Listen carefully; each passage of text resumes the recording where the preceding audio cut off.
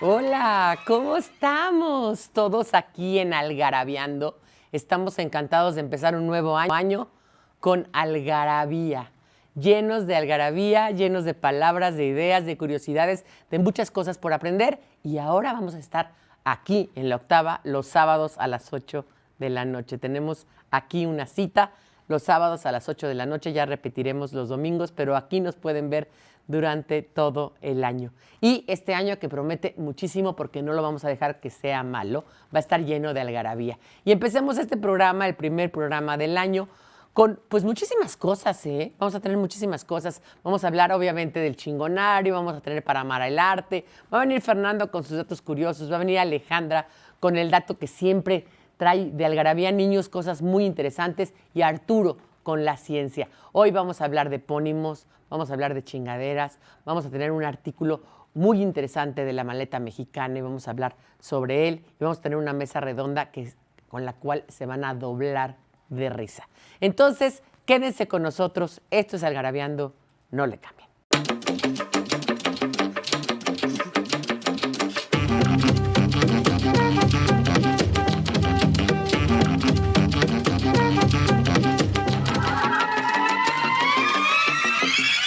¿Y ustedes sabían que hay algunas palabras que vienen de nombres propios? Es decir, de la persona, de un nombre de alguna persona, ya sea que los descubrió o que los inventó y que hoy usamos todos los días. Vamos a ver qué son los epónimos en este taquito de lengua.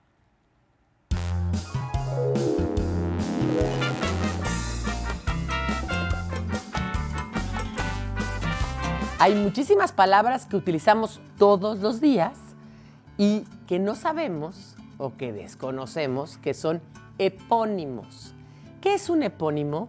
Un epónimo es una palabra que viene de un nombre propio. De epos, que quiere decir propio, y nóminos, que es nombre en latín. Y bueno, ¿qué quiere decir? Que esa palabra, aunque es una palabra de uso común, es un sustantivo común, viene de un nombre propio o de un adjetivo. Y el número uno se los voy a decir al final. Pero vamos a empezar con algunos. Por ejemplo, baquelita. Cuando hablamos de todos estos plásticos de baquelita, pues viene por Bakelit, que es quien inventó este plástico, el primer plástico en los años 50 que existió. Cuando vayan a una fonda o cuando ven esos platos son de baquelita y bueno, pues ese es un nombre por Bakelit. O la guillotina, ¿no? Por Jean-François de Guillotin. Era la guillotina, él había inventado esta máquina para cortar cabezas que fue tan utilizada en la época de la Revolución Francesa, después sobre todo en la época del terror. Y esa la usamos todos los días. También cuando decimos, por ejemplo, que tiene tantos watts de referencia, pues es por James Watt, que es el inventor de la máquina de vapor y que tiene que ver con esas, definiciones. Y también becquereles, cuando decimos que son becquereles, pues viene por Becquerel, que es quien descubrió el elemento becquerel. Pero el número uno de estos epónimos es una palabra que utilizamos todos los días, que es sándwich. La palabra sándwich que usamos todos los días viene por Lord Sandwich, que era un lord, de la corte inglesa, era muy renombrado y resulta que él era muy aficionado al juego. Y entonces, como era tan aficionado al juego y estaba todo el tiempo jugando con diferentes naipes y diferentes juegos de mesa, le pedía a sus sirvientes que le hicieran una carne entre dos panes. Y de ahí ese emparedado, que tenía dos panes y ponían la carne en medio, se llamó sándwich. Y de ahí el epónimo más común y corriente de todos los días. Hay muchos más. Búsquenlos en algarabía.com.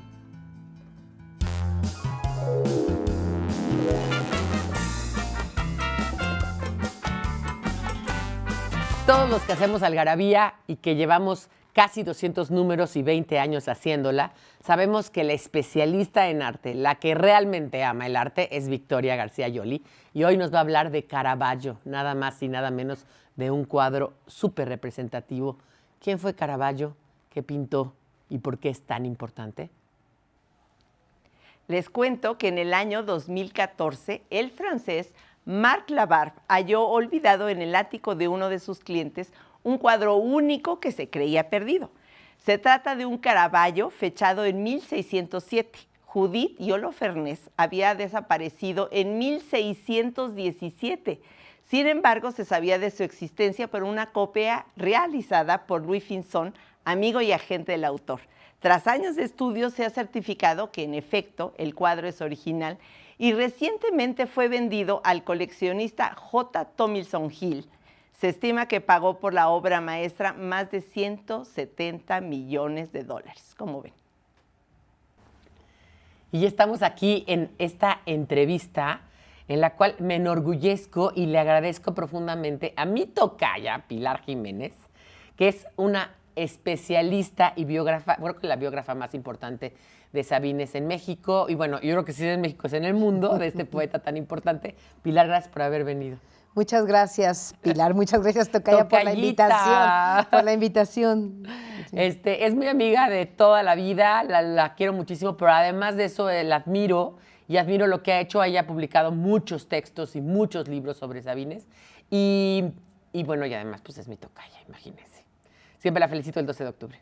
Oye, Pilar, dime una cosa, ¿cómo entraste tú al tema de... Yo quería ahora sí que empezar, porque nos contaras cómo conociste tú a Jaime Sabines y cómo te adentraste en este mundo, porque tú no eres de Chiapas, ni tienes nada que ver con esto, ¿no? Sí, bueno, yo conocí a Sabines como creo que lo siguen conociendo los jóvenes, por sus poemas de amor, ¿no?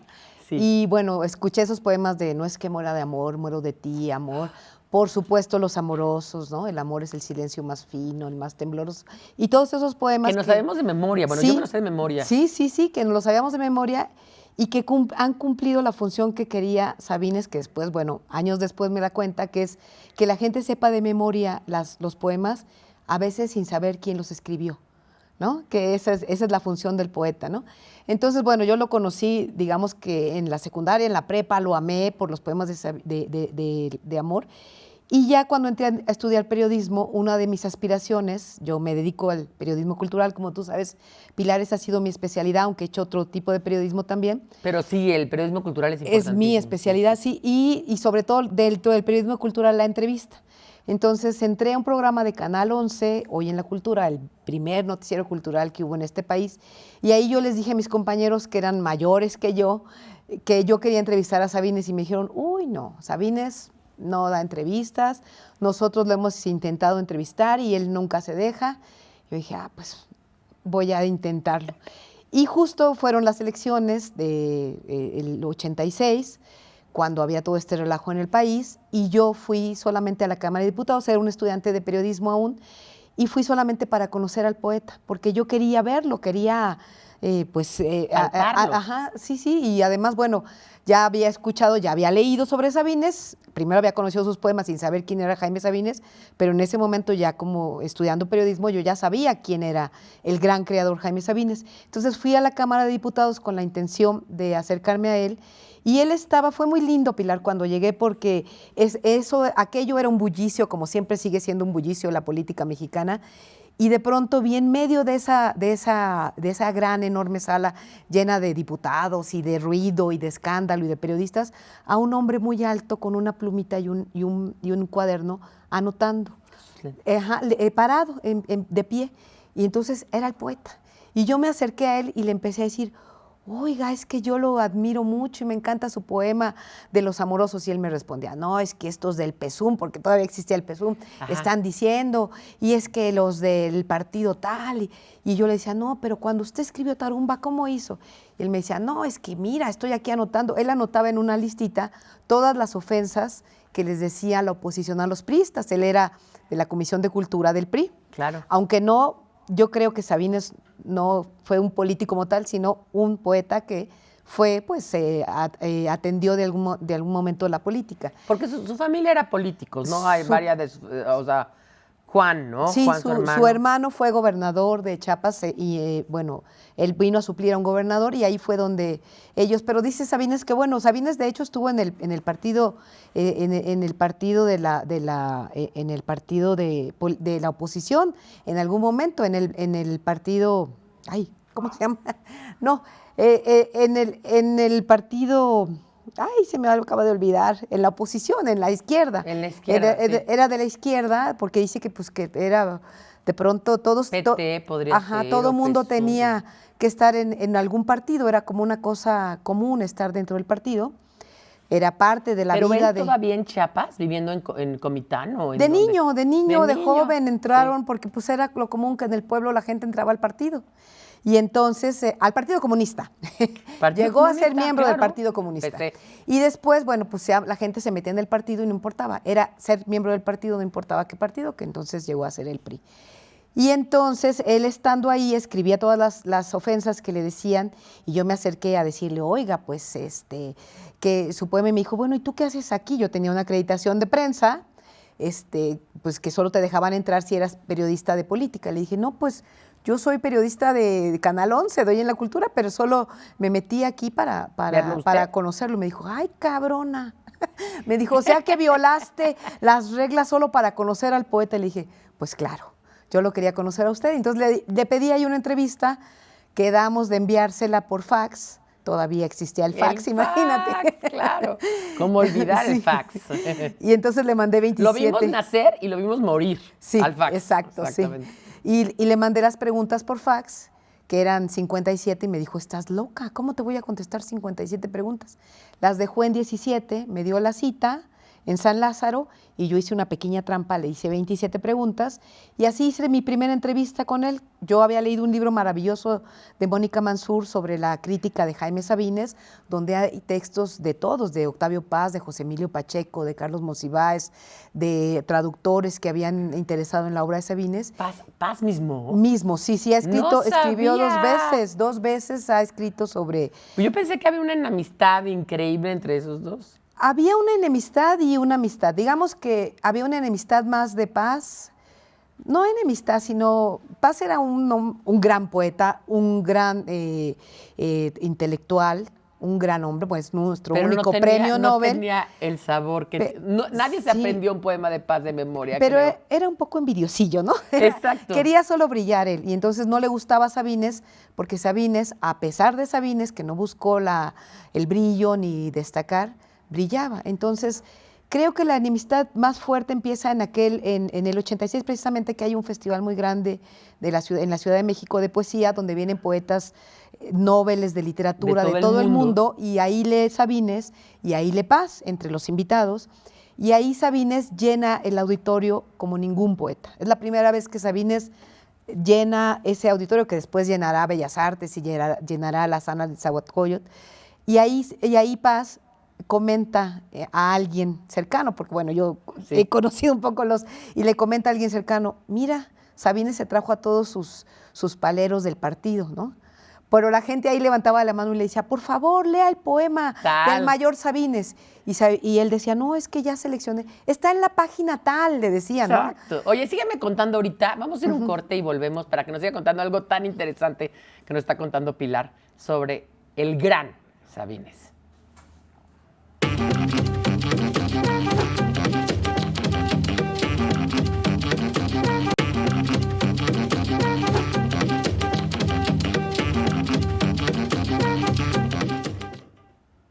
De regreso con Pilar, mi tocaya, biógrafa, periodista cultural y una gran mujer de letras. Me estabas contando entonces que sí llenó todo y la gente le decía hasta en qué página estaba su propio poema, ¿no? Sí, se sabían de memoria y se siguen sabiendo. Y creo que una de las cosas que hemos visto a lo largo de los años, como el propio Octavio Paz, Jaime Sabines, y como los grandes poetas, como los grandes escritores, ha sobrevivido, Pilar. Ahora que vemos este momento que estamos viviendo en redes sociales, en el Twitter, en el Facebook, en el Instagram, hay páginas y páginas de jóvenes que siguen a Sabines. Yo, con mi libro, afortunadamente, es un libro que me costó mucho tiempo escribirlo. Yo lo entrevisté durante 10 años. Es un libro precioso, lo visitaba. Por favor, véanlo. Sí. Nosotros lo tenemos, bueno, yo lo tengo. Es un libro que publicó la Secretaría de Cultura, en ese entonces Conaculta, ¿verdad? Sí, lo puedes abrir, Pilar, para que vean de cómo está. Es muy bello. Es una cosa preciosa. Tiene, bueno, las ilustraciones, manuscritos de Sabines, fotografías que me permitió la familia utilizar. Y después aparece esta edición. ¿Dónde lo pueden encontrar? Todavía en algunas librerías de Ducal se puede encontrar esta versión. La otra es esta, Pilar, que es la de Tusquets. La de todos los días. Ajá, sí. de Tusquets, que está editada, esta se puede conseguir Esta no se va a ver en- bien porque no, el verde no, pero es la de Pilar Jiménez Tiempo, es justamente aquí lo van a ver, es de Tusquets y pues la pueden conseguir en todos lados. Sí, es una edición, digamos que un poco ampliada. Por ejemplo, ahí cuenta más sobre su relación con Juan Rulfo. Y a mí lo que me gusta y lo que me ha hecho, bueno, pensar que yo acerté al escribir la biografía de este poeta que era tan silencioso, digamos, en su vida, tan discreto, es que él me dijo, ¿por qué quieres hacer una biografía de alguien como yo? A nadie le va a interesar mi vida. Yo le dije, no, yo creo que sí, oiga. Yo creo ¿Cuándo que fue donde le dijiste, después de haberlo entrevistado? después de esa primera entrevista, él tiene ese accidente en el que se cae, se fractura la pierna izquierda y viene una larga. Él era muy alto, ¿verdad? Muy alto, medía 1,87. Sí, era Y- alto. Ajá, Sí, y después sí, fue sí. bajando pues por la misma enfermedad y la edad. Pero era un hombre muy fuerte, muy delgado siempre, muy guapo, Pilar. Muy A guapo, pesar de él, muy guapo, con una qué voz cosa. maravillosa. Creo que nadie ha logrado decir los poemas de Sabines como los Como decía él. Sabines. Y una cosa muy linda que me pasó con el libro es que, por ejemplo, lo fui a presentar al Líbano. Y en Líbano conocen a Jaime Sabines. El padre de Impresionante. Sabines era libanés. Sí, de hecho el Sabines es una castellanización, ¿no? De Sabino. Sí, o de algo así. Sabine, el pueblo de donde vino el padre, que cuando llegan los abuelos a Cuba, cuando le dicen el apellido, era Nájera o Nácar, no pueden pronunciarlo, le dice, bueno, ¿de qué pueblo es? De Sabine. Ah, Sabines. Y ponen ahí el apellido. Claro, como siempre lo hacían en Sí, todo, sí. Y tuve la suerte de ir de presentar con el apoyo de la Embajada de México en Líbano y con el Instituto Cervantes, y ahí había por lo menos, Pilar, a mí me asombró muchísimo, 5 investigadores hablando español perfecto que conocían la obra de Sabines y que decían, como lo dijo el propio Sabines en vida, eso ya no lo supo él, que su aspiración era llegar a la poesía árabe, ser un poeta árabe, hablar del paso del tiempo, de la condición humana. Él toca pocos momentos sobre directamente hablar de Chiapas, habla muy poco, nada más tiene un poema que se llama Las montañas, ¿no? Donde habla de las montañas de Chiapas, pero habla muy poco sobre el tema local. Él es un poeta universal. Y entonces a mí me gusta mucho esto, que creo que sigue siendo un poeta pues vivo, que está presente. Como dices tú, en las redes sociales está. Sí. E incluso a veces le adjudican frases que ni son de él. Sí. Y poemas que no son de él, como a Borges y como a García Márquez, ¿no? Sí, sí. Son tan universales Sí, que la sí. gente quiere hasta decirles unas frases que yo digo, esta frase no es de Sabines. Sí, sí, hay algunas que incluso son muy cursis. Corny, ¿no? Sí. O sea, sí dices, por Dios, esto no es, ¿no? Y algo muy lindo que ha pasado es con el libro que se publicó de las cartas a Chepita, que la gente ha tomado esas cartas que las publicó ya muerto el poeta y que Chepita decidió publicarlas, cuando Sabines no quería, pero Chepita decidió publicarlas por ver pues cómo era el gran amor que tuvo siempre Sabines con ella. Y entonces ahí hay frasecitas que sacan porque las cartas son de una belleza. Impresionante. De un cariño, sí, de una ternura, ¿verdad? de una pasión, de un amor, de un deseo también. Y ahí hay pequeñas, ya encontramos pequeñas frases de poemas de Oral y de La Señal que están ahí, pequeñitas. Por ejemplo, el poema de Amaneció sin ella, apenas si recuerda, sus ojos más delgados la sueñan. Es un poema que él escribe a Chepita cuando Chepita eran novios aquí en la Ciudad de México, los dos estudiaban en la facultad, Chepita odontología y él estudiaba ya filosofía y letras. No me digas que él se vino a estudiar aquí la carrera. Sí, él estudió aquí Ah. primero medicina, es el tiempo donde él sufre porque no quiere ser médico, pero toda la familia se había, digamos que, puesto a trabajar para que estudiara él, los hermanos, Se dos habían hermanos. confiado en que iban a ser Sí. un médico en la familia. Sí, pues él que estudiara. Ellos no querían que fuera médico, querían que estudiara y él se pone a estudiar medicina, que le parece horrible, sufre mucho. Esos 3 años de medicina estudiando aquí en la Ciudad de México recurre a la Biblia y es cuando se dice él que nace el poeta. Después regresa a su casa porque el padre tuvo un accidente, es una familia muy unida, donde el padre es el pilar de esa familia. ¿Juan se llamaba el padre? El padre se llamaba Julio. Julio. Bueno, en realidad no se llamaba Julio, pero al llegarle Pero era libanés, claro. Sí, y es ese gran poema que escribe sobre la muerte del mayor Sabines, Sí. que escribe cuando el padre empieza a enfermar y que continúa después de la muerte del padre, ¿no? Es un poema maravilloso, traducido a todos los idiomas. Aquí yo traje algunos libros para que vean algunas cantidad traducciones de al inglés, cosas, al claro. francés, al árabe, una antología bellísima que le hicieron en la Casa del Estudiante en Madrid, donde también estuvo Sabines. Y creo que sigue siendo un poeta pues muy vigente. Justo este año, Pilar, se cumple 95 años de su nacimiento, el 25 de marzo de 1926. ¡Qué padre! Van a ser, También es Aries como tú. Oye, dime una cosa, ¿era simpático? Muy simpático. Porque a mí Laco Cepeda, del que yo fui, así como tú, muy cercana a mí, yo fui muy cercana a Laco Cepeda, me contaba unas anécdotas geniales de Hay él. una bellísima, sí. No, que decían, oye, vamos a echarnos aquí una copa aquí enfrente al bar. Y entonces llegaban con el del bar y dice, oiga, pues nos puede fiar. Dice, no, mire, aquí enfrente está el banco y yo estoy aquí enfrente, soy el bar. Y hicimos ya un pacto. Eso lo contaba Sabine. Los del banco no venden alcohol y yo no fío.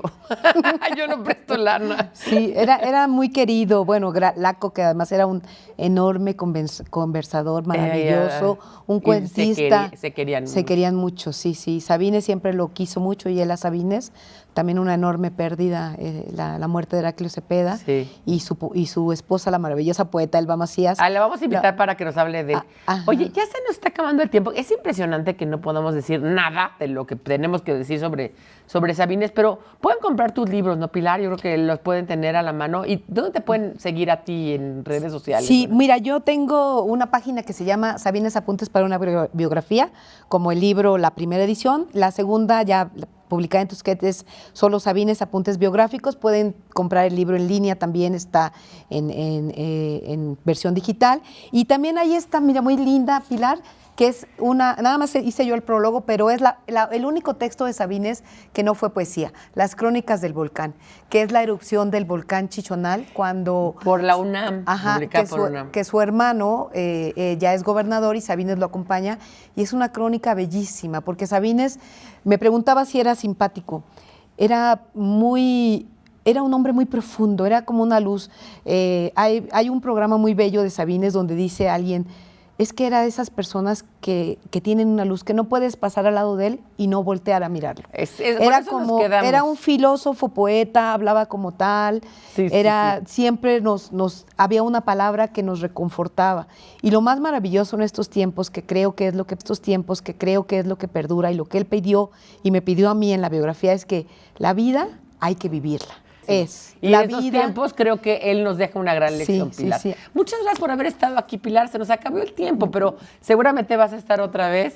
Y pues sigamos adelante. Esto es Algarabeando. Gracias, Pili. Gracias, Pilar, y gracias, Algarabía. Aquí tenemos al Fernandito, que nos va a decir cosas, algo raro, porque Fernando ya saben que siempre trae cosas raras. Creo que hoy nos va a hablar de un pueblo raro por allá en Noruega o en Dinamarca o en Suecia. Señoras, señores, Algarabía, este primer programa del año. Qué bueno que están con nosotros y ahora les voy a platicar de un lugar excepcional.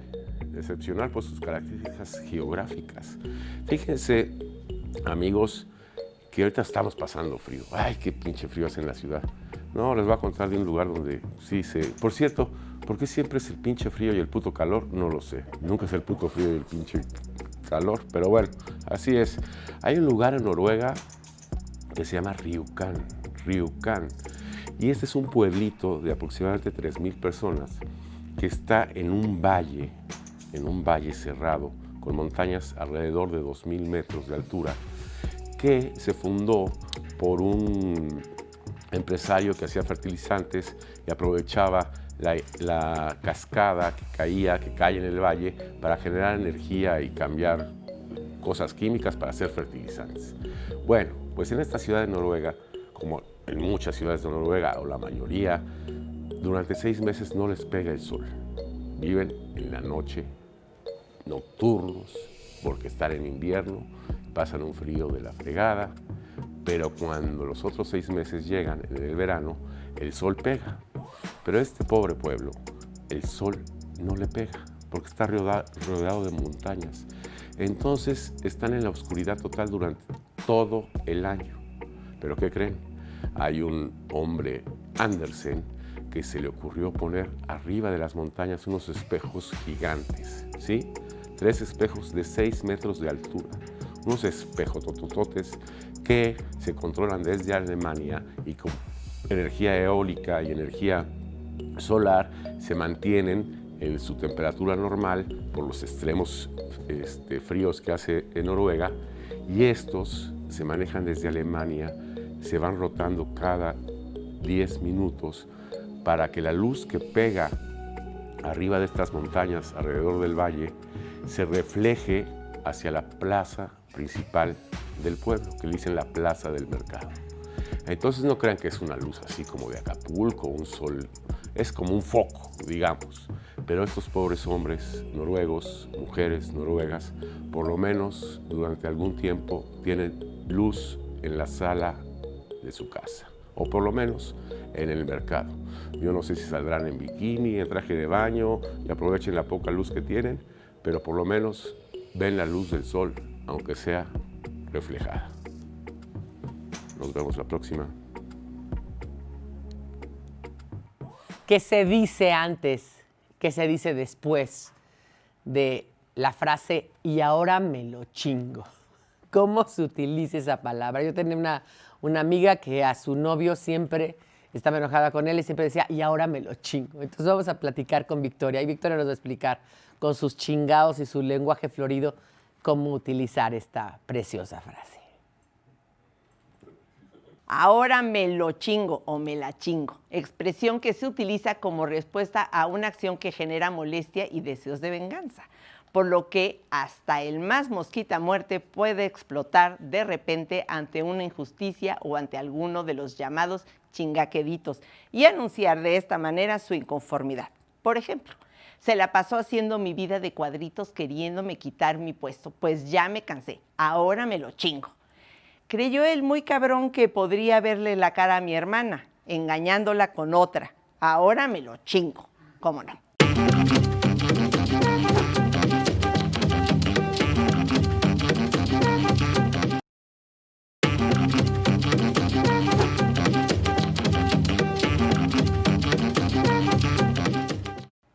La ciencia, eso que realmente a todos nos parece abstruso, raro, es científico. Y aquí tenemos un científico de cabecera, Arturo Gallegos García, que hoy nos va a hablar del espectro electromagnético. Vamos a ver. ¿Qué tienen en común la radiación, la luz y la radio? Pues que todas son energía que viaja en forma de onda y estas se agrupan en lo que se conoce como el espectro a la radiación electromagnética que emite o absorbe una sustancia. Básicamente el espectro es una manera de ordenar los distintos niveles de energía, demostrando así la relación entre esta y la longitud y frecuencia de las ondas. Por ende, los rayos cósmicos y los gamma son los de mayor energía y frecuencia, pero los de menor longitud de onda. Conforme aumenta la longitud, disminuye la energía. Así continuamos con los rayos X, los ultravioleta, el espectro de la luz visible, que a su vez se divide en las luces violeta, azul, verde, amarilla, naranja y roja. Seguimos con los rayos infrarrojos, las microondas y las enormes ondas de radio, de muchos watts de potencia. Y no podía faltar en este nuevo año y en este nuevo Algarabiando 2021 a Alejandra Santoy, que nos va a hablar de un dato curioso, divertido, juvenil, jovial, como le quieran llamar, para niños, para grandes, para chicos, para viejitos, para quien sea. Ella va a hablar que algo tiene que ver con el dulce de leche, la cajeta, la lengua, el paladar. A ver, que nos cuente ella. Se dice que nuestra lengua tiene zonas específicas que son más sensibles a ciertos sabores que otras. Por ejemplo, la punta de la lengua detecta los sabores dulces que están presentes en la fruta y en el azúcar. Las partes laterales perciben los ácidos y salados, como el jugo de limón o el agua de mar, mientras que en el fondo de esta distinguimos los amargos, como el sabor de los rábanos o el café. Sin embargo, esta idea fue producto de una gran confusión, ya que en 1901 un científico alemán llamado David Hannig, al estudiar el sentido del gusto, creó el mapa de la lengua, con el cual explicó lo que cada una de estas zonas saboreaba. Pero al presentar su teoría hubo un error, pues en este mapa daba a entender que solo ciertas áreas podían percibir únicamente esos sabores. En 1974, la investigadora Virginia Collins de la Universidad de Pittsburgh desmintió esta equivocación. Hizo un estudio en el que demostró que las más de 3.000 papilas gustativas, es decir, los receptores de sabores, están repartidas no solo en la superficie de la lengua, sino en toda la boca. o sea, en el paladar, las mejillas, la epiglotis y la campanilla. Así que ya sabes, la próxima vez que chupes un limón entenderás por qué tus cachetes se comprimen tanto que provoca que hagas las peores muecas de todos los tiempos. Y ya estamos aquí en Algarabeando en Palabras sobre la Mesa y hoy tenemos un tema súper interesante. Está obviamente Victoria, está obviamente el Feris y está José, que viene siendo mi novio, ¿va? Viene siendo mi significant other, pero además él es español. Bueno, yo cuando lo conocí hablaba como español, ahora habla como mexicano, así tiene cosas, ¿no? Hay gente que va cambiando, las cosas cambian. Y es nieto de refugiados españoles. Todos vinieron en el Sinaya, sus cuatro abuelos, en el mismo barco vinieron los cuatro. En el mismo barco. En el mismo barco, no se conocieron, pero eran en el mismo barco. Y él tiene una historia interesantísima sobre la maleta mexicana, es lo que nos vas a hablar. Pero La valija mexicana. Hoy venía a hablar de fútbol, ¿no?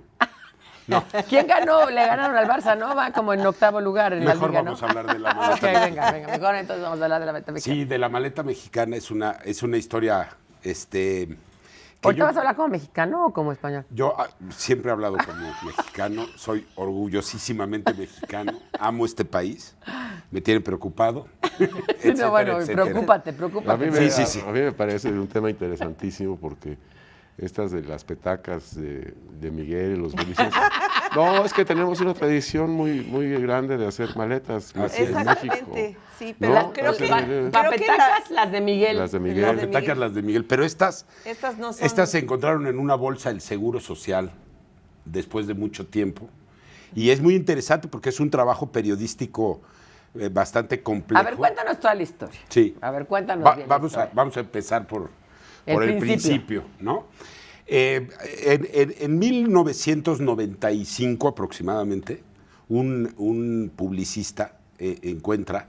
Un tal Benjamín Taber, ¿no? Así es, Benjamín, encuentra una bolsa del Seguro Social con unos De su negativos. tía, ¿no? Yéndose atrás, ¿no? Resulta ser que la tía le hereda esta bolsa con unas cajas. Estas cajas, ya yéndonos al origen, pues son unos Pero la tía, negativos. ¿de dónde las había sacado? De una amiga suya, No, ¿no? la tía se la regala el general Francisco Aguilar González. Yo no sé si tenían algún que ver la tía y el general, pero aparecen en la casa de la tía. Me tengo que ir para atrás para explicarles de dónde viene el general, Francisco etcétera. Aguilar González. Francisco Aguilar González. Don Francisco fue embajador mexicano, él estuvo en la delegación de Vichy. Ah, la Segunda Guerra Mundial. En la Segunda Guerra Mundial. Entonces él ayudó a muchos refugiados a venir.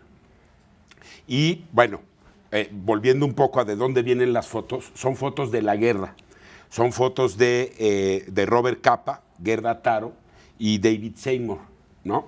Ellos son tres fotógrafos que cada uno reflejaba una realidad de lo que pasaba en la guerra. ¿Fotoperiodistas? Fotoperiodistas. Ellos vienen de París. Suenan como a judíos. Son judíos. Son judíos, sí. Son judíos, vienen de París porque vienen ya los nazis hacia París. Uno es húngaro, ¿no? Ella. No, Robert- ella es alemana. Robert Capa es el Es húngaro. Ajá. Robert Capa es húngaro, Ajá. ella es de Alemania y Chimsky, Es Seymour, polaco. es polaco. Obviamente comunistas total, y la misión era ir a ver qué hacían los anarquistas y los republicanos en contra del fascismo. Del 36 al 39. Del 36 al 39. Entonces, no se sabe bien de quién son las fotos, porque se representan como Robert Capa, la mayoría, pero los tres tenían un estilo, ¿no? Robert Capa estaba en los tiroteos, Gerda llegaba después a tomar a los muertos, muy cruda, y David Seymour lo que fotografiaba era el postataque, cómo acababan las comunidades después de los ataques fascistas, ¿no? Todo esto para tratar de paliar al movimiento fascista que se estaba dando en ese momento. Dice por ahí Joey que son las primeras fotografías de una guerra, o sea, como tales. Porque Como los tal. de la Primera Guerra Mundial no habían sido, no estaba la fotografía No, tan, no Así estaba, es. no. Y estos son tan periodistas. avanzada. Ya aquí ya había las cámaras Leica. Y estos son periodistas de guerra. Los tres Además. murieron en la guerra. Sí. ¿no? Capa muere pisando en Vietnam, pisando una... Vietnam. Bueno. Pisando una... ¿Una mina? Una mina. Ella. Ella en la batalla de Brunete, ahí en Escorial. En el Escorial, gracias. Ahí en el Escorial la atropella un tanque. Ahí sí la probabilidad, sí, pobrecita. La probabilidad de que te atropelle un tanque, sí es. Y él muere, me parece que en otra batalla, en Etiopía, pero no muere en el campo de batalla, eso es importante decirlo. Capa y Gerda sí mueren en el campo de batalla, él en una misión normal del Partido Comunista. Fíjate, ¿eso de pisar una mina es grosería en Argentina? Pisar una mina, boludo. Sí. Oye, pero a ver, explica. Entonces, o sea, hacen todas sus fotos, padre. ¿Y de dónde las dejan? ¿A quién se las dejan o qué? Ahí viene lo interesante. Entonces, lo que hace Capa es, obviamente va a haber muchos chavos que no van a entenderlo, ¿no? Porque toman la foto en Instagram. Y lo suben a las redes sociales y lo ve 1 millón de personas. Pues aquí tenían que cuidar el negativo, que es lo único que te permite sacar. Cuando se velaban, ya se veló. Exactamente. Ya abriste la cámara, ¿no? O sea, tus hijos no lo van a entender, muchos no lo van a entender, pero sí se velaban y entonces ya no tenías manera de recuperarla. Entonces, Capa tiene un amigo Weiss que estaba en París y entonces él continuamente iba y le dejaba los todos negativos. los rollos porque funcionaba como si fuera una agencia de noticias. Por eso no están bien diferenciadas las fotos de uno y otro. Todos eran como, oficialmente eran fotos o entregas de Robert Capa. Exacto. Pero en realidad era del equipo completo y se diferencian por lo que decir del estilo de cada uno. ¿Y se las deja a Chicks? ¿Esos de París qué hacían? Weiss lo publicarlas ya, o sea, eran para el diario, sí, ya eran para el diario. Ah, ok. Y para de una eso publicación, vivían. y una publicación que se llamaba Magnum, que era solamente fotografía. De guerra. Acá. Y entonces se las dejan a él para que no se las roben o para que no Exacto, y entonces un día sale de Franco París. obviamente las hubiera quemado, se las hubiera encontrado. El Frente Franquista las hubiera quemado, se las hubiera encontrado. No, bueno, él estaba en París, los nazis la hubieran quemado. Sí. Entonces él sale hacia Bordeaux y en el camino se encuentra un chileno que no se sabe el nombre. Aquí hay muchas cosas extrañas. Está muy rara Muy rara la historia, pero muy bonita al final, ¿no? Porque pues es un documento histórico muy valioso, pero... Bueno, ahorita nos sigues contando qué pasó con el chileno, Claro. lo que es importante para que acabemos de entender la historia de cómo acaba siendo la maleta mexicana y por qué mexicana. No, lo que sí es interesante es ver cómo esto va, como dices tú, va cambiando. Y ese tal Chick, tú nos vas a contar que era esposo de Leonora Carrington. Chick no, Weiss. Weiss, por eso, Así le es. decían Chiqui, ¿no? No, Chiqui. ese es Seymour. Ese es- Seymour es Seymour Chiqui, Chiqui. pero Weiss estuvo casado, porque Weiss lo meten a la cárcel en Hungría. Bueno, vamos a un corte y y luego viene a volvemos México y seguimos conoce a Tina con Moreno. este enredo de la maleta mexicana.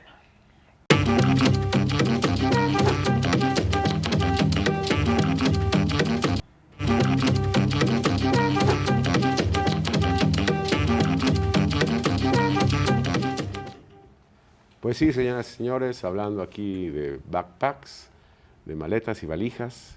En realidad la valija, ahorita nos contará José, pero yo sé que es, entre los diplomáticos, se le llama así, valija diplomática. Sí. Y no te la pueden aduanar, digamos, ni revisar porque eres diplomático, ¿no? Así es. No sabía. Y yo, claro, me imagino que así, porque así así Pues se trabajas maneja, en ¿no? el Como chileno. valija. Entonces, Weiss le entrega al chileno los negativos y le dice, entrégalos al Consulado de México. Y él va, los entrega al Consulado de México y pasa mucho tiempo sin que se sepa nada de los negativos. Dicen que hasta el hermano de Capa estuvo buscando esos negativos durante mucho tiempo. Sí, ¿no? ahora lo vamos a ver. En 1942, más o menos, 1940, el general se regresa, deja su posición en Francia, se regresa y me imagino que se trae todo su menaje. Ajá. Y en Y eso en va el la... menaje Y seguramente viene la valija. viene la valija. Pasa el tiempo, pasan muchísimos años más, pasan 20 y tantos años más. Y El general se muere en el 75. el general se muere en 70 70 y por ahí, y pasa el tiempo, y la tía de del cineasta, que hablábamos al principio, resulta que tiene la caja en su casa, por extrañas razones. No sabemos tampoco por qué. Y se la hereda también, ¿no? Que es el... Tenía que ver es con el general. Exactamente. Ajá. Y ahí es donde se viene, él empieza a buscar, porque va a una exposición y ve unas fotos y dice, no, pues estas fotos son iguales a los negativos que yo tengo. Y por asociación se pone en contacto con la Universidad de Cornell. Y la Universidad de Cornell le dice, no, ¿Él mira, era vente gringo? para acá, vente ¿Ese para acá. Benjamin Tavern era No, en él es México? mexicano, Ah. él es mexicano. Bueno, yo he tratado de averiguar un poco sobre él. Dice que es publicista, pero no hay nada publicado de él, ¿no? Bueno, pues pero no. bueno, Ajá. y entonces él... Ve, estas que estamos viendo son de Gerda, que siempre Son de- fotografía a Hay los una muertos, increíble a de los una niños. mujer, no, una mujer amamantando, viendo el bombardeo. Esa impactante. es la foto de la Es mujer esa, amamantando. la mujer amamantando. Y en realidad están viendo el ataque de los nazis, porque parece ser que esa foto es de Euskadi, de Guernica. De Guernica, sí. Esas son las credenciales de los tres. Él era guapo, él Él era guapo y ella guapísima. En toda esta historia no tiene nada que ver Tina Modotti, ¿va? No. No, Tienes ahí razón. Era una fotógrafa, pero nada que ver. Carrington algo tiene que Ajá, ver por ¿por ahí. qué? Leonora Carrington se casa con Weiss. Ah, Porque Weiss está en el... no, el que revela. Weiss Sí, está sí. por ahí dando vueltas en el mundo y cae a México, como todos, ¿no? Y ¿a poco fue con la que tuvo, con el que tuvo los hijos? Sí. ¿Ah, sí? Qué mujer tan insoportable era Leonora Carrington. No, Bueno, no. Siempre estaba de malas. Qué horror. Bueno, mi corazón se divorció. de Entonces, pero estábamos en Cornell, otra ¿qué le historia. dice? Y entonces le dice, aquí tengo una caja. Sí, ¿o a qué? Cornell, a los investigadores de Cornell, les dice, yo tengo fui a una exposición y tengo unos negativos que parecen ser del mismo fotógrafo, porque no sabía quién era. Cuando llega a Nueva York, se ve que lo invitaron y tal. Cuando llega a Nueva York le dicen, no, pues a ver las fotos, y son 4.500 fotos que ahí están. Oye, ¿y no las en Nueva vendió York. él? No se sabe, no hay un documento o algo que diga que él las haya vendido. Él tenía mucho temor de qué hacer con ellas, porque Oye, y era en la colonia Roma donde vivía la era señora en esa, la, y en la también él- Condesa, sí, y parece que él vivía a 5 cuadras o 6 cuadras Del general. de Weiss, de Ah, Tina Modotti. Ajá. Tina Leonora De Leonora, Carrington. es que me confundió el mucho. De Leonora ¿Ya ves Carrington. para qué mencionas a Tina que ni ven en el No tiene entierro? nada que ver Pita Mora en esto. También Pita Moore, sí. Pero ¿sabes Y qué? Shakira. Pero ¿sabes qué? ¿Quiénes sí tienen que ver? ¿Sabes quiénes sí tienen que ver? Hay una ¿Quiénes? novela de un escritor mexicano que se llama Mauricio Carrera que utiliza a estos Lo fotógrafos conocemos muy bien. como personajes en una novela que se llama La vida endeble. Y ahí son todos los personajes y Gerda era amiga de Marta Gellhorn, que era la mujer de Hemingway durante la guerra de España, porque también Hemingway era Estuvo periodista ahí. de la guerra. No, Y- no, pero él fue combatiente incluso. Ajá, sí, pero Es- y también Marta, y hay una escena donde están, y por eso también en la novela describe, por ejemplo, el tipo de fotos que hacía Gerda y explica lo de la valija y cómo se lo llevó Robert Capa a París. Se llama La vida Ajá, endeble. La vida endeble. Mauricio ha publicado en Algarabía artículos. Eso, interesantísimo. para mí, esa es la parte más bonita. Imaginarte esos momentos. Porque había un solo hotel, el Hotel Ajá, sí, Florida, exactamente. que estaba sobre También la sale Gran en la Vía. novela. Y ahí llegaban todos. Los fotógrafos. No, todos. Todos. Hemingway, los poetas antifascistas, Octavio Paz, todos. Reyes estuvo ahí. Entonces yo lo veo así, ¿no? Como imaginarse el momento es bonito. Ese momento. Y a mí lo que más me causa es ver esta crudeza de la guerra en esas fotografías. O sea, qué maravilla que se rescataron, qué maravilla que podemos ver esto. O sea, los combatientes, la pobreza en la que vivía España, la gente teniendo que huir de sus lugares, el miedo a las bombas. Hay una señora con un niñito volteando al cielo a ver, ¿no? Sí, a sí, mí se me viene es increíble porque aparte eran buenos fotógrafos. Excelentes, Una cosa es además. estar ahí y decir, mira, aquí están dándole un bayonetazas o a alguien y sacar una foto, pero ellos tenían hasta sentido artístico en la peor crudeza, ¿no? Pero peor, y además, o sea, las cámaras de aquel entonces tenías que enfocar que la exposición, que la velocidad, o sea, eran o sea, Leicas, eran sí, Leicas, o sea, eran las son que estaban de las moda. cámaras reflex ya que por una serie de espejos tú estás viendo lo que vas a fotografiar, que tiene una definición increíble. La película siempre va a ser mejor toda la vida, Que lo incluso que digital. las digitales de alta resolución. La película es otra cosa. Pero sí, para lograr una buena fotografía tienes que saber todos los mecanismos de la cámara. Pero Las entre cámaras balazos, eran mecánicas. Pero entre balazos. ¿No? Y entonces rápido, Entre- enfoca rápido la velocidad. qué Usaban impacto. películas de alta velocidad para poder hacer Pero eso qué rápido. impacto. Pero sí. Sí. Sí, Y bueno, y sí haber es guardado cierta los mucha rollos y que se técnica. hayan quedado ahí y que hayan llegado con el general, quién sabe por qué los guardó. Y luego imagínate. ¿Y por qué se los dio a la tía también? Pues no sé, es que es algo muy raro, pero yo creo que pues, la veía de vez en cuando y un día llegó y le dije, ten, mija, te traigo esto. Pero Bueno, imagínate además los rollos, o sea, la calidad de los productos, de cómo durante tanto tiempo estuvieron sin revelar, aguantaron el 60 revelado años. y se pudieron dar a resolver, Increíble, ¿no? sí. Increíble. Aquí ya los aparatos van caducando y se pierde todo lo digital. Sí, Exactamente, es verdad. lo digital lo que tiene, como dices tú, es efímero. Es Y efímero, esto porque los- tiene los- una calidad. Tiene un Oye, valor pues, distinto. qué maravilla que tú, bueno, y además pues tú que tan interesado en este tema de la guerra, no, qué bueno que hoy hablaste como mexicano, porque luego como español no te entendemos bien, pero usas algunas expresiones que no sabemos bien. Pues sí. Pues hombre, que... Te veras, pues, dejamos no. claro. He dicho. Ahorita al rato nos echamos un pinchillo, una cosa, Uno una pulpo, tapita, uno Conste, pulpo. Un pulpo. un pulpito. Señores, aquí Muchas con gracias nuestro por invitarme. queridísimo José Enrique. ¿A qué vamos a ir ahorita, nena? Ahorita un TikTok. A un TikTok, la famosísima, que es la única que falta que compre Mark Zuckerberg. Creo que Ajá. ya es la última todos modos las red puedes ver social todas, que ajá. no es de Mark Zuckerberg. Pero de todos modos las puedes ver todas en Ok, Facebook. Vamos. Y después damos algún dato. Vamos a ver sí, el dato cierto. curioso. Vas a hablar de Tina Modotti. No, de Carrington. De carne. Vamos y volvemos, señores. Qué difícil es hablar español. Resulta que lo que nosotros llamamos aguacate, pues en otros países, porque viene del agua, en otros países se le llama palta, como en Argentina y en Chile. O en otros lugares, como en Cuba, se le dice pagua. Nosotros llamamos fresa, fresita, que le decimos a las niñas fresas. En Argentina le llaman frutilla. No frutilla, sino frutilla.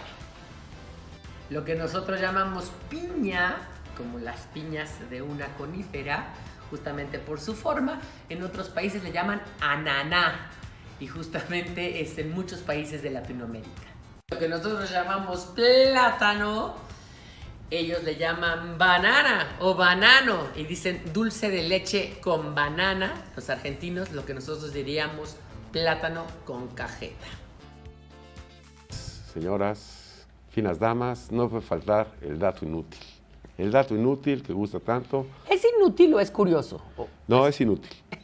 Es inútil y curioso, sí. Sí, Es también. curioso que sea inútil. Que sea tan inútil. Pero Exactamente. ya, reviéntatelo. Fíjense que el nadador Martin Strel tiene el récord de larga distancia en nado. Durante 66 días en el año 2007, nadó desde Atalaya, Perú, a Belén, Brasil, cubriendo una distancia de 5.268 kilómetros. ¿Qué ¿Cómo? ganas? Pero ¿a poco lo hizo por abajo? ¿Cómo? Sí, por el Amazonas. Por el ¿Qué ganas de Amazonas. sufrir? No, porque, bueno, pues le gusta nadar y si es en el Amazonas, pues, imagínate en una alberca que ha En aburrido agua 5.000 fresca. kilómetros. Ajá, no, pues, Ha de estar el agua calientita. ¿Cuántas vueltas, no? Sí, qué aburrido. El agua, ¿no? Los cocodrilos. Exacto, las te pueden pirañas. tocar ahí los Yanomamas o te Ajá. puede tocar un caníbal por ahí. Muy Exacto. bonito, muy bonito. muy bonito. Cada gente, cada persona. Oigan, pero les voy a decir una cosa. En Algarabía tenemos un gusto especial. De hecho, tienen que comprar ya Algarabía. Algarabía ya está a la venta. No se les puedo enseñar bien porque sale verde y entonces no se les van a enseñar bien, pero Algarabía 192 ya está a la venta. La tienen que comprar. También está Algarabía Niños con Wally. Espero que no se corte. pero Sí, si la todos pueden se ver, ven bien. Algarabía Wally, ya la pueden comprar, entren a algarabía.com, ayude a la industria editorial en la divulgación de la cultura, por favor, compren Algarabía. Por favor. Entren ahí, también El Año para Recordar lo pueden estar en APR, ¿no? .com, y también lo pueden encontrar en Algarabía para Recordar o para recordar.mx. Exactamente. Por favor, por favor. Pero además tenemos un gusto por el diccionario, ¿va? Los diccionarios nos encantan y este es uno de nuestros diccionarios favoritos. Es el mexiconario. Y ahora traemos unas palabras de Guerrero que son para botarse en el piso. Hoy en el mexiconario, guerrero. Chirundo, desnudo. Por ejemplo, tanto soñaba con él y ahora que lo vi chirundo, sé que no me pierdo de nada. Chinqueteado. Cuando algo queda mal colocado al ponerlo en su lugar. Por ejemplo, nada más vino a mover cosas y dejó todo chinqueteado. Alquitete. Persona que es muy empalagosa o encimosa. Por ejemplo, ¿qué alquitete eres? Ya me hartaste. Quinto, mujer virgen. Por ejemplo, antes las mujeres sí se conservaban quinto hasta el día de su boda. Siricua. Grupo de personas que pertenecen a una misma familia. Por ejemplo, en el cumpleaños de la abuela se va a reunir toda la siricua. Ojalá que sí. Y como pudieron ver, esto es Algarabeando, ya estamos los sábados. Esta es la cita a las 8 de la noche, repetición los domingos. Señores, no se pierdan Algarabeando. Y no se pierdan Algarabía, entren a algarabía.com, donde van a encontrar muchísimas cosas de las que hablamos todos los días. Nosotros nos despedimos y aquí el señor se va a ir a echar pues una tortilla de patatas, ¿no? Sí. Qué lata, pobre. Bye.